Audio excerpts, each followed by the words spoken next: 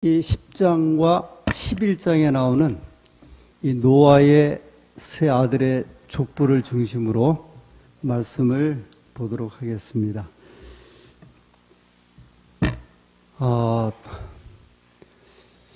노아의 그 세 아들, 노아의 가족 그 8명은 이 성경 역사에 보면 노아 홍수 전에도 살았고 노아 홍수 후에도 살았던 유일한 가족입니다. 대단한 이제 가족이죠. 노아의 그 600세 되던 해 홍수가 일어났고, 그리고 노아가 350년을 더 살았어요. 노아 홍수 후에도 950세에 죽었는데, 그러니까 노아 홍수 전에 600년을 살았고, 노아 홍수 후에 350년을 살면서 이 두 시대를 살았던 하나님의 종이기도 합니다. 그런데 노아가 세 아들이 있었죠. 그 세 아들과 함께 이제 방주에 들어가게 되는데, 그 세 아들에 관한 이야기를 창세기 5장, 9장, 10장, 11장에 계속 이야기를 합니다. 먼저 창세기 5장에 있는 말씀입니다.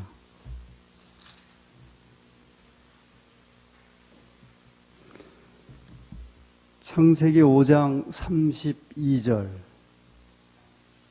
한번 좀 잘 보세요. 노아의 아들의 보통 이제 차서라고 하는데요.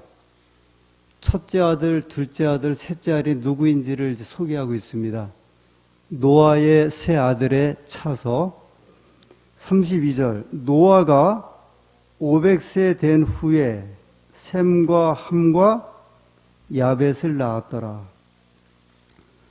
그 다음에 좀 지나서 이제 9장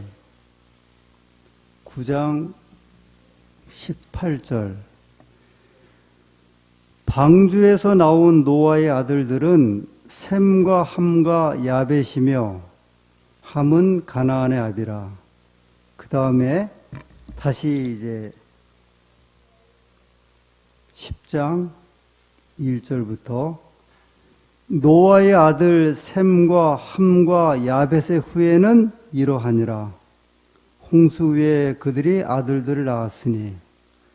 계속해서 노아의 세 아들에 대해서 나오는데, 이 노아의 세 아들의 그 첫째 아들, 둘째 아들, 셋째 아들, 이제 이런 표현이 이제 시작되는 거거든요. 근데 어떻게 시작되죠? 첫째가 누구로 나오죠? 셈. 그 다음에 둘째는요, 함. 셋째는요, 야벳.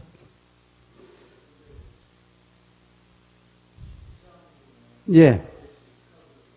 10장 어디에? 2절. 큰아들이란 말은 없잖아요. 예. 그런데 그렇게 세는데 왜 창세기 5장, 9장, 10장 1절에는 야벳, 함, 셈 그렇게 안 세고 5장 32절에도 노아가 500세 된 후에 낳은 아들들이 나오죠. 셈, 함, 야벳. 그리고 9장 18절에도 방주에서 나온 아들들을 소개하면서 셈, 함, 야벳. 10장 1절에도 셈, 함, 야벳. 근데 이제 이 집사님이 지금 언급한 대로 그 다음에 보니까 누가 나오죠? 야벳이 나오고 그 다음에 이제 함이 나오고 셈이 나온다 이렇게 지금 말씀하신 거거든요.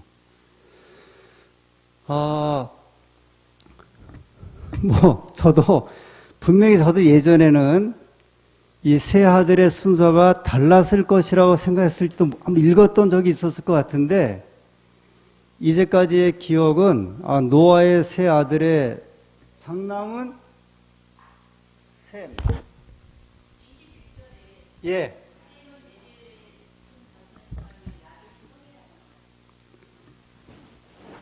셈은 야벳의 형이라. 예, 그러면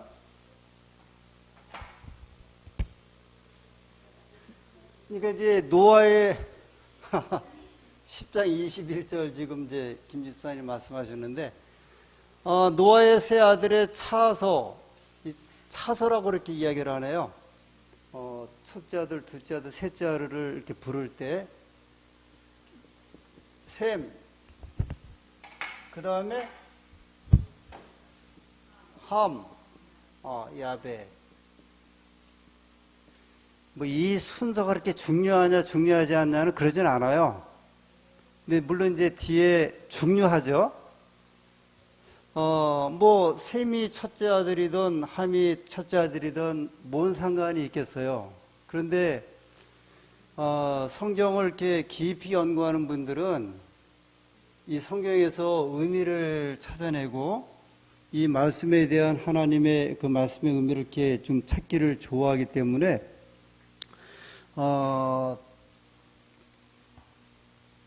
성경에 소개되고 있는 사실 이런 인물들이나 이런 뭐 10장, 11장에 나오는 수많은 인물들에 대해서 저희들이 깊이 이렇게 연관해 생각하기가 사실 어려운데, 그러나 성경을 깊이 연구하는 연구가들은 굉장히 깊이 연구를 하려고 애를 써요.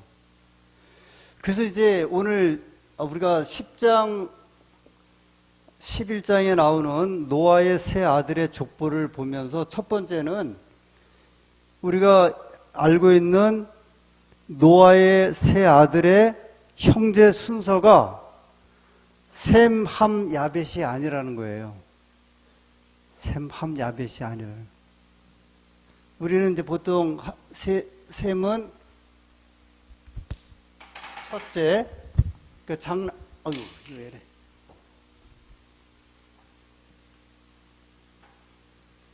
장남, 뭐 차남, 그 다음에 이제 삼남, 이렇게 이제 생각을 하죠. 큰 아들, 둘째 아들, 셋째 아들. 이것을 이제 좀 우리가 이해하는 한 가지가 있는데, 이 함에 대해서 먼저 좀 살펴보세요. 그 함은 그러면 둘째 아들인가? 함은 창세기 9장 24절 22절부터 보겠습니다. 가나안의 아비 함이 그 아비의 하체를 보고 밖으로 나가서 두 형제에게 고하매 23절 셈과 야벳이 옷을 취하여 자기들의 어깨에 메고 뒷걸음쳐 들어가서 아비의 하체에 덮었으며 그들이 얼굴을 돌이키고 그 아비의 하체를 보지 아니하였더라. 24절 노아가 술이 깨어 그 작은 아들이 자기의 행한 일을 알고. 이 사건 아시죠?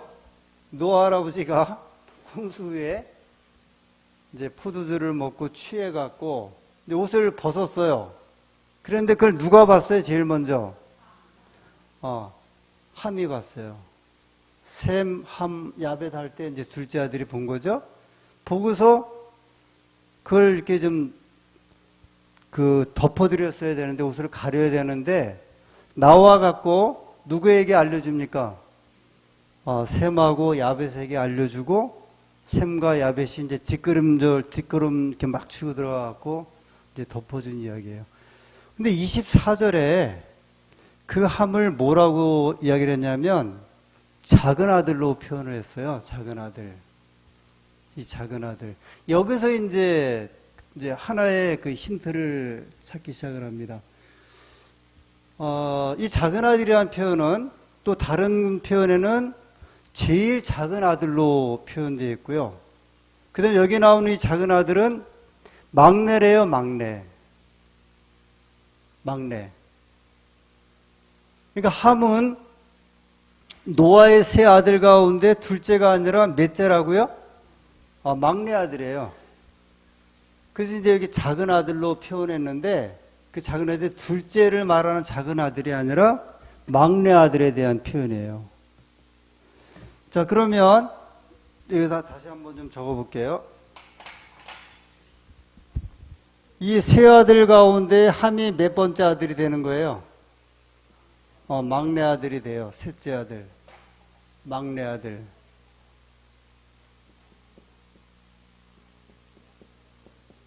그 다음에 셈과 그럼 야벳이 남는데, 셈이 첫째인가 야벳이 첫째인가? 이제 우리가 이제 성경에 이렇게 그 표현을 보다 더 정확하게 어떻게 이제 번역했는가, 이제 그걸 소개를 할 때 이 말씀을 좀 이렇게 보게 되는데요. 저희 뭐 일반적으로 그냥 작은 아들 이렇게 이제 보는데, 이 셈과 함과 야벳의 형제 관계를 이렇게 좀 찾아가면서 이 함에 대해서 주목을 하고, 함에게 쓰여진 이 표현이 함이 이 형제 가운데 가장 작은 아들이었다, 그렇게 생각을 합니다. 한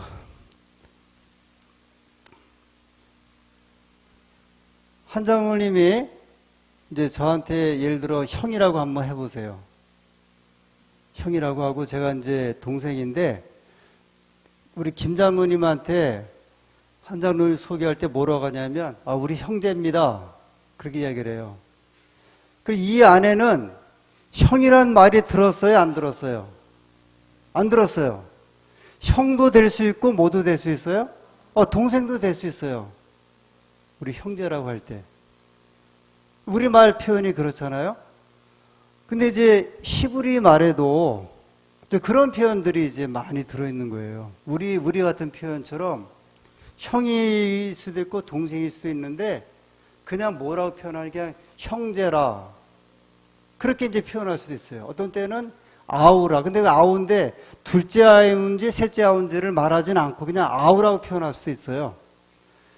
여기 이제 셈이냐 야벳이냐 할 때, 분명히 이제 우리 성경에 보면 창세기 5장에도 노아가 500세 되었을 적에 아들을 낳은 이제 이야기가 나오면서 셈, 함, 야벳 나왔고, 9장 18절에도 셈, 함, 야벳, 그리고 10장 1절에도 셈, 함, 야벳 이야기를 하고 있거든요. 그런데 이제 함에 대한 그 순서를 살펴보니까, 형제 그 차서를 보니까 함을 막내 아들 이해를 합니다. 그 다음에 이제 이 형제 가운데 누가 그럼 맏형일까? 여기 아까 성경절을 이제 말씀하셨는데 10장 21절.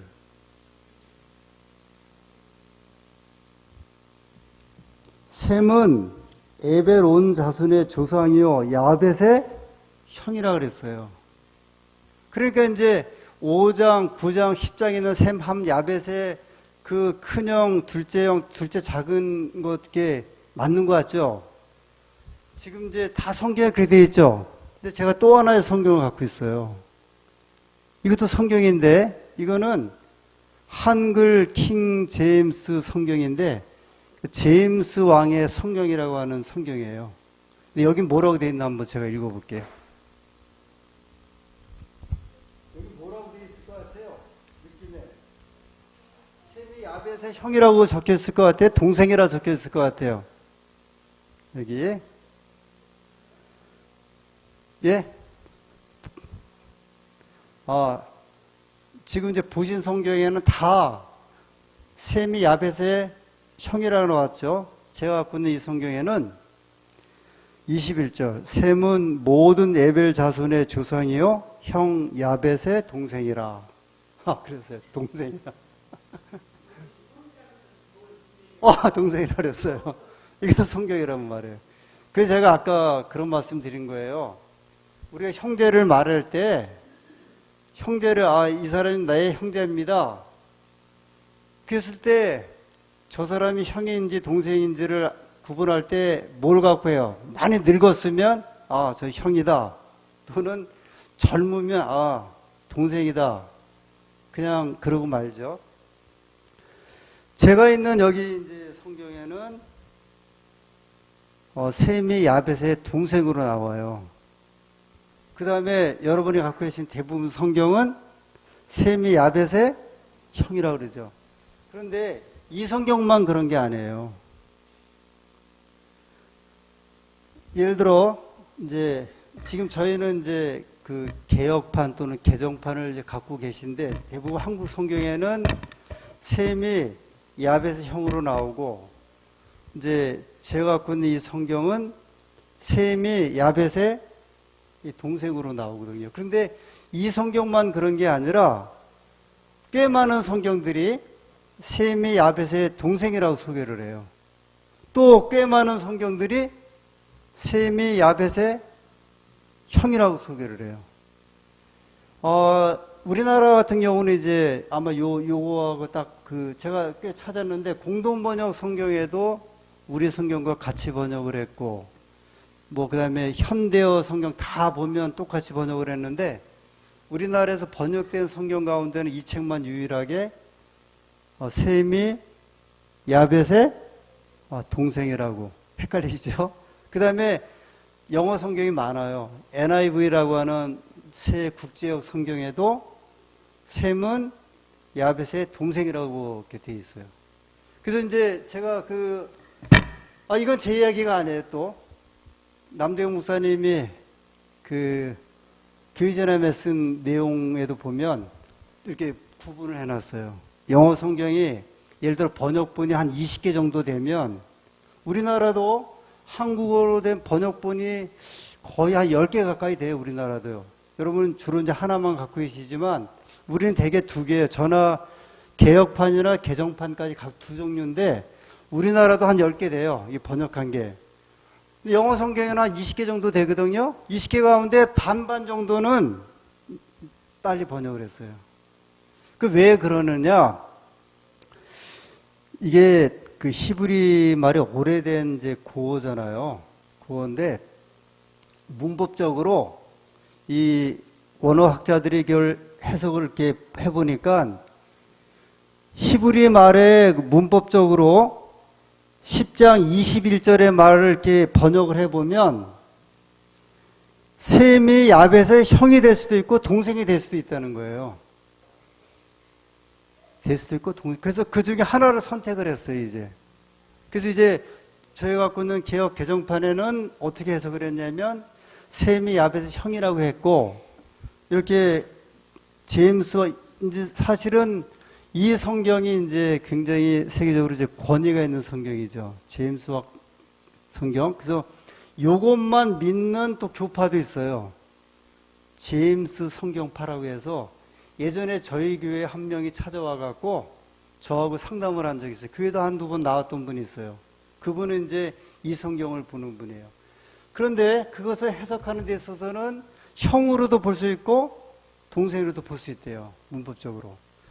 그런데 결정적으로 성경에서 우리에게 암시를 주는 한 말씀이 있어요. 자, 어떤 말씀이냐면 창세기 11장 10절 창세기 11장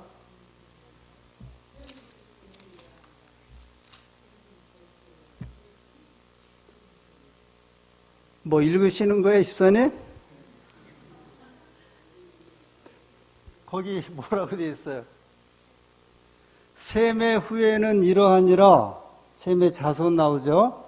셈은 100세 곧 홍수 2년에 아르박삿을 낳았고. 자, 여기서 이제 셈이 야벳의 형이 아니라 동생이다. 이제 그 힌트를 찾아내는 거예요. 요거, 누가 좀 잘 설명해 주면 좋은데, 그러니까 이제 창세 11장 10절의 말씀을 보면, 야벳이 큰형이고, 둘째가 누구라고요? 셈이라는 이야기에 대한 힌트를 주는 거예요. 자, 이제 한번 보세요. 셈이, 자, 저 이거 이해하려고 하는데 제 머리는 2300주보다 더 힘들어갖고 셈이 이 셈 때문에 셈을 하는데요. 셈이 몇 살에? 100살에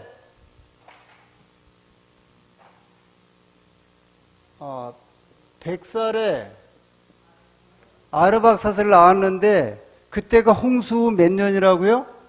홍수 2년. 홍수 후,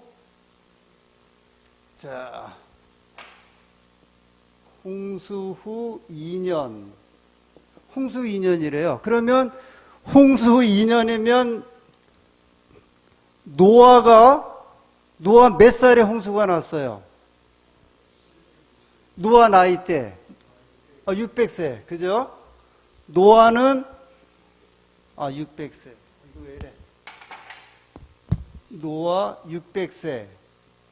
그러면 홍수 2년이면 지금 셈이 100살에 아르박사 낳을 때는 몇 년이에요? 602년. 그죠? 그런데 창세기 5장 32절에 노아가 몇 살에? 500살에 첫째 아들을 낳았어요. 그리고 여기서 100을 빼면은 몇 년이에요? 502년이에요. 502년에 누가? 셈이 아들을 낳았어요. 근데 창세기 5장 32절에는 노아가 500살 되던 해니까 그러면 몇 년이에요? 2년 전에 셈이 아들 낳기 2년 전에 누가 먼저 아들을 낳았다는 거예요. 누가 먼저 아들 낳은 사람이 있어야 되는데 그 사람이 함은 아니에요. 함은 막내 아들이니까. 그럼 누구예요? 야벳이에요. 야벳. 이거요. 집에 가서 다시 한번 이렇게 연구 좀 한번 해보세요. 저도 이거를 어떻게 설명을 드릴까 막 한 일주일 동안 나름대로 했었는데, 요거를 보면, 노아가 500세 되던 해에 셈, 함, 야벳을 낳았던데 이게 셋을 한꺼번에 낳은 건 아니에요. 쌍둥이는 아니에요. 쌍둥이는 아닌 것 같아. 아니에요? 쌍둥이가 아니라고 하는 걸 놓고 500세 되던 500살에 아들을 하나 낳는데 뒤에 보니까 셈은 노아가 502살 되던 때에 셈이 아들을 낳았어요. 그게 아르박사시거든요. 그러면 2년 전에 노아가 낳은 아들이 누군가? 야벳이에요. 그래서 야벳이 첫째 아들이고 셈은요? 둘째예요. 그러면 근데 이제 이런 표현이 이 노아의 세 아들만 그런 게 아니라 창세 11장에 보면 아브라함의 형제들도 또 순서가 바뀌어요. 아브라함의 아버지가 데라죠. 데라인데 거기도 아브라함의 큰아들이 아니거든요. 근데 아브라함이 제일 먼저 나와요. 그러면 왜 분명히 성경에 보면 큰아들이 아까 이제 이승우 집사님이 창세 10장 2절에 보면 1절에는 셈, 함, 야벳이 나오고 그 다음에 이제 2절에는 누가 나와요?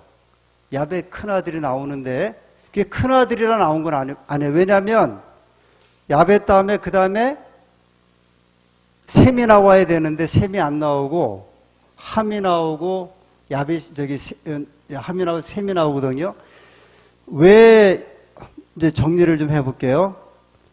첫째 아들이 야벳이고 둘째가 셈이고 말째 아들이 함인데 왜 하나님께서는 창세기 5장부터 모세를 통하여 기록할 때 보면 누가 큰아들식으로 나와요? 계속 셈.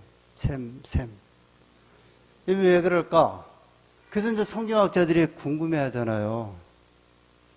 이게 무슨 의도로 이렇게 했을까? 셈은 메시아 집안이에요. 그러니까 구속사적으로 기록을 한 거예요. 그래서 이제 여러분 중요한 이야기를 하면 예를 들어 세 아들이 있는데 큰아들, 둘째 아들, 셋째 아들이 있는데 둘째 아들이 예를 들어서 둘째 아들이 아주 좋은 대학도 나오고 아주 그 좋은 직장과 그 다음에 아주 이름을 알릴 만한 이제 그게 있으면 이 아버지가 세 아들이 있는데 누구를 이제 소개를 해요? 누구를 높여야 돼요? 둘째 아들 높이려고 하면 말째를 먼저 이야기를 하고 우리 말째는 저 농사 짓고 있어요. 첫째는 저기서 장사를 하고 있고 근데 둘째는 좋은 대학 어디를 나와서 그 다음에 무슨 큰 직장을 갖고 아주 유명한 사람입니다. 이 강조점이 있잖아요. 근데 성경도 보니까 하나님께서 야벳을 먼저 이제 야벳에 대해서 쭉 이렇게 가계를 소개를 하고 그 다음에 함이 나오고 그 다음에 누가 나오냐면 셈이 마지막으로 나오면서 어디로 이어지냐면 아브라함으로 이어져요. 그 다음부터 계속 이제 누구 집안에 대한 이야기냐면 셈 집안에 대한 이야기예요. 셈, 아브라함, 이삭, 야곱, 요셉 이게 다 누구 집안이에요? 하나님의 구원받은 백성들에 대한 이야기거든요. 그래서 아마 모세가 그런 의도에서 이제 셈이 둘째 아들이지만 우리가 여러 성경적인 정황을 봐서는 둘째 아들이 틀림없는 것 같아요. 야벳은 첫째 아들인데 야벳은 이제 하나님 백성의 그 가계의 일을 하지 않고 하나님의 구원의 어떤 기별과 구원받은 백성으로서의 그 이끌림을 받는 백성들은 누구냐면 셈의 후손이에요. 우리가 보통 이제 야벳은 백인종, 셈은 이제 황인종, 이게 조상으로 생각을 하죠. 함은 이제 저 흑인종의 이제 조상으로. 제가 그 아주 오래전에 민방위 훈련을 받는데 이제 군대 가기 전에도 이제 민방위 훈련을 먼저 시켰죠. 근데 한 강사가 나오더니 하나님이 세상을 창조할 때 진흙으로 창조하셨잖아요. 그러면서 진흙을 가지고 이렇게 굽다가 많이 태운 게 흑인이고 덜 구운 게 백인이고 그 다음에 적당하게 이제 구운 게 황인종입니다. 이렇게 설명을 하더라고요. 이 세 그 종이 그러니까 이제 오늘날 인종의 조상인데 왜 그렇게 되었는지에 대해서는 정확진 않아요. 무슨 저주에 대한 이야기도 여러 가지가 있지만 아마 사는 환경, 지역 이런 거에 따라서 이제 되지 않았을까. 그래서 제가 종종 이런 이야기가 한국 사람도요. 필리핀 가서 한 20년만 살아보세요. 거의 필리핀 사람과 비슷해요. 구분이 안 가는 건 맞아요. 얼굴이 햇빛에 계속 이렇게 바뀌어갖고 그런 어떤 지역적인 변화가 있는 것 같아요. 근데 하나님께서 이제 이 후손을 이끄셨고 그 다음에 이제 또 중요한 하나를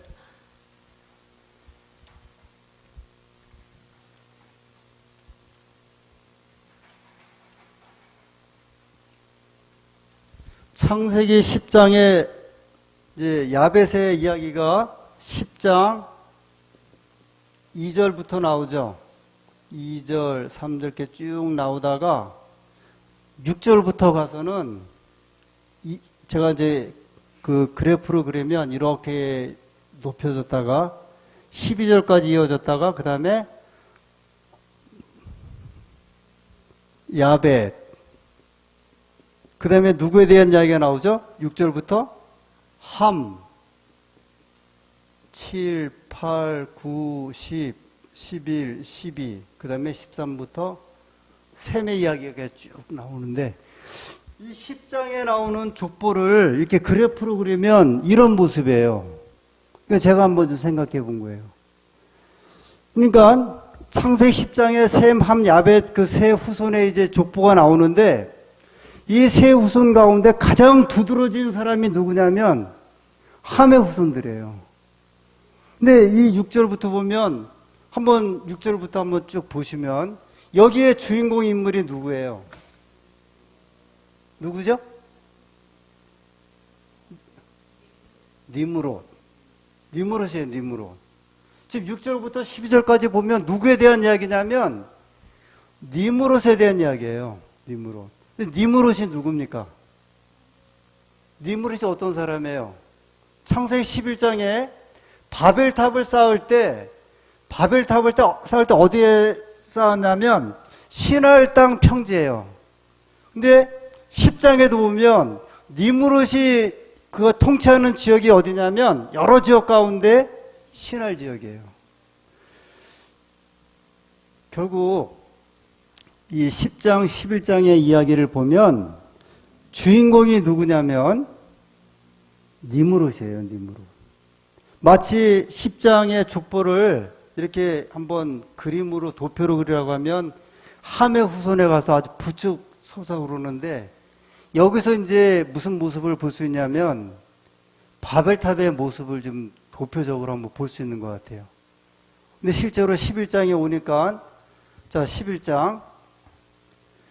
온 땅에 구음이 하나요, 언어가 하나이었더라. 이에 그들이 동방으로 옮기다가 신할 평지를 만나 거이고, 여기가 누구의 땅이에요? 니무롯이니까 니무롯이 지금 주장을 하는 거예요. 서로 말하되 자 벽돌을 만들어 견고히 굽자하고 이에 벽돌로 돌을 대신하 역청으로 진흙을 대신하고, 또 말하되 자 성과 대를 쌓아 대 꼭대기를 하늘에 닿게 하여, 그 다음에 어떻게 뭐라고 되어 있죠? 우리 이름을 내고. 바벨탑을 짓고자 하는 가장 주요한 목적은 뭐냐면, 뭐 하려고 바벨탑 쌓은 거예요? 이름 내려고 하는 거예요. 우리 이름 내려고요. 왜 이렇게 높은 자리에 막 가려고 하는지 아세요? 대통령, 뭐 장관, 무슨 판검사 이름 내려고 그래요. 이름이요. 이름 내려고. 바벨탑 쌓는 것은요, 이름이에요. 이게 소위 이제 도시에 대한 이야기가 여기서 시작되는데, 우리나라에서 아파트 값이 제일 비싼 데가 어디예요? 서울이죠. 서울의 강남. 그 왜 그런지 아세요? 일본을 가도 제일 아파트 값이 비싼 데가, 땅값 비싸고 건물값 비싼 데가 일본의 도쿄예요. 동경. 미국을 가도 제일 비싼 데가, 미국 뉴욕에 있는 아파트는 우리나라 아파트 값 상대도 안 돼요. 막 600억, 700억 그래요. 아파트 하나가.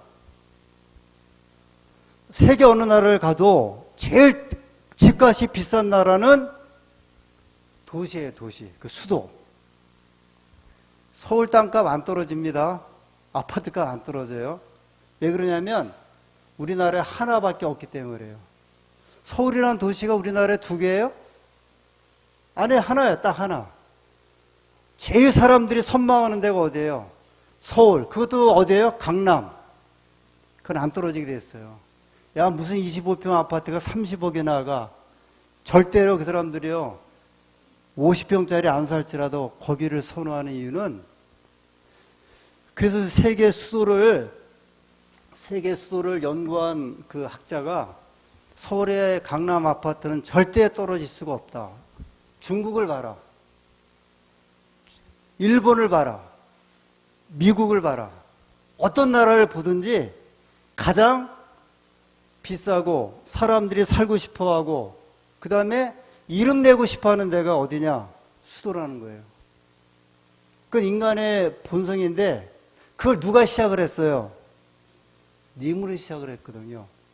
근데 그 니무롯의 결과가 어디로 넘어가냐면 11장, 이거 이제 하나님께서 개입하잖아요.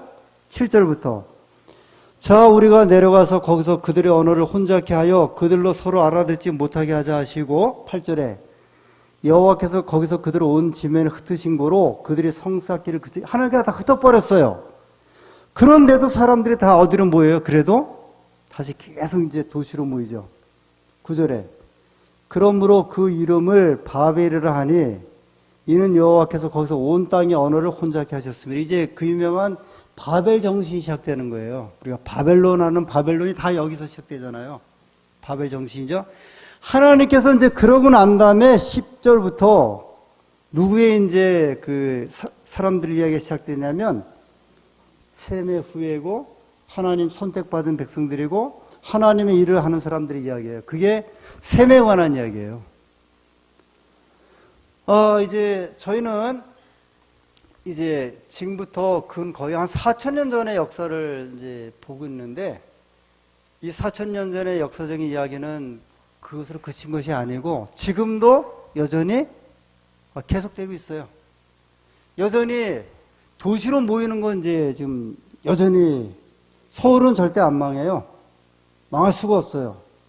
뭐 부동산 불패라고 하는 그 있듯이 절대로, 왜냐하면 수도이기 때문에 그래요. 수도. 사람들이 그것에 이름을 내고자 하는 정신이죠.